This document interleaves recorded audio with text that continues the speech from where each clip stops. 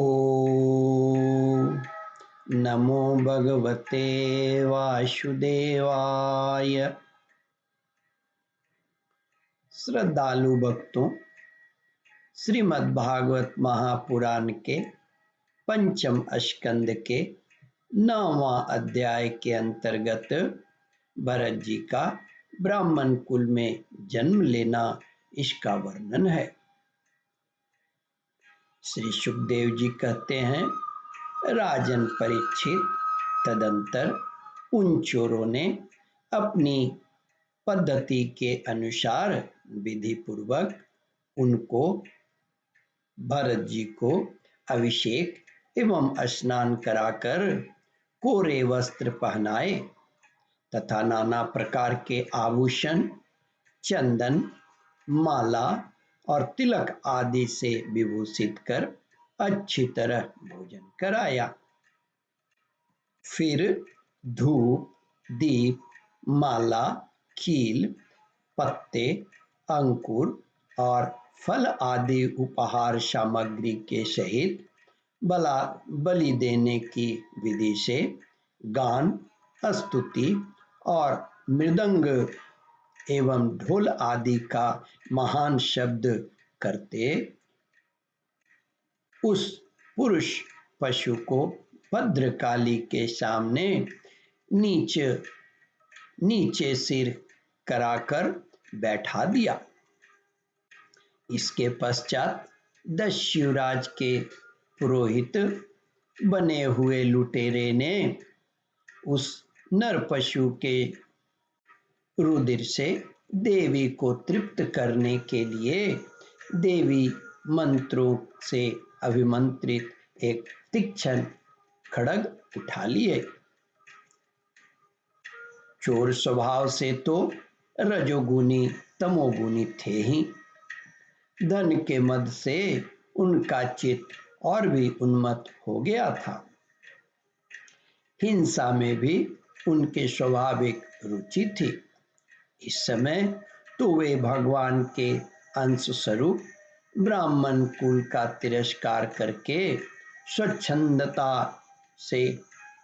स्वच्छंदता से कुमार्ग की ओर बढ़ रहे थे। आपत्ति काल में भी जिस हिंसा का अनुमोदन किया गया है, उसमें भी ब्राह्मण वध का सर्वथा निषेध है। तो भी वे साक्षात ब्राह्मण भाव को प्राप्त हुए बैरहीन तथा समस्त प्राणियों के सुहृदय एक ब्रह्मर्षि कुमार की बलि देना चाहते थे। यह भयंकर कुकर्म देखकर देवी भद्रकाली के शरीर में अति दुस्सह ब्रह्म तेज से दाह होने लगा।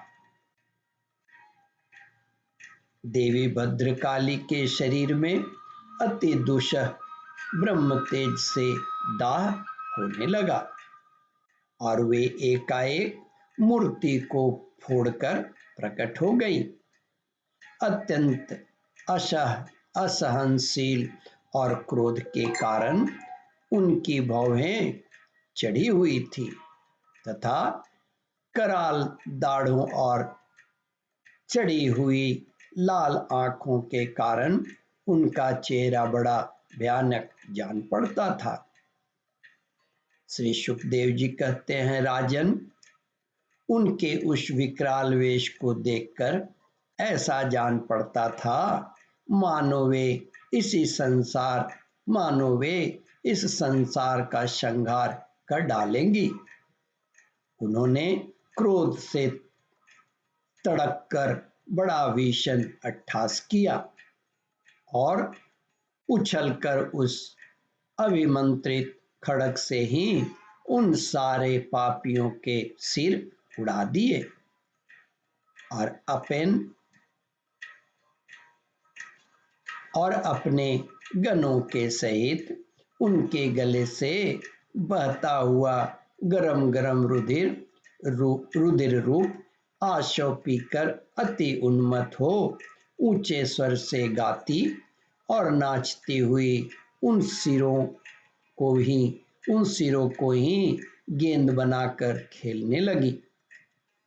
सच है, महापुरुषों के प्रति किया हुआ अत्याचार रूप अपराध इसी प्रकार ज्यों का त्यों अपने ही ऊपर पड़ता है।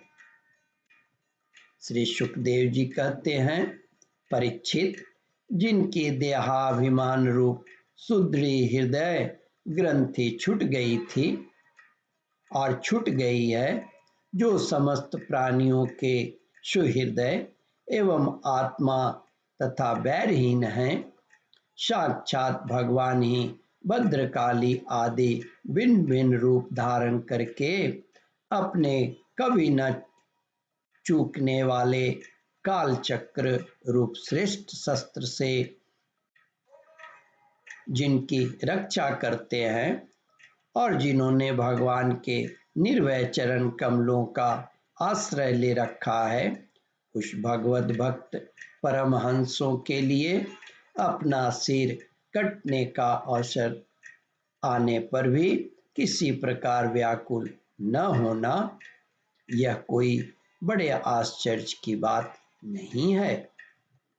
ओम परमात्मने नमः। श्रद्धालु भक्तों, इस कथा को ध्यान पूर्वक श्रवण, मनन और इसका चिंतन करें। इस कथामृत का रसास्वादन अपने बंधु बांधवों को भी करावे। इस वीडियो को शेयर और सब्सक्राइब करें। ओम परमात्मने नमः। श्रद्धालु भक्तों, यहाँ पर 9वां अध्याय समाप्त होता है। इसके आगे 10वां अध्याय प्रारंभ करूंगा। ओम नमो भगवते वासुदेवाय।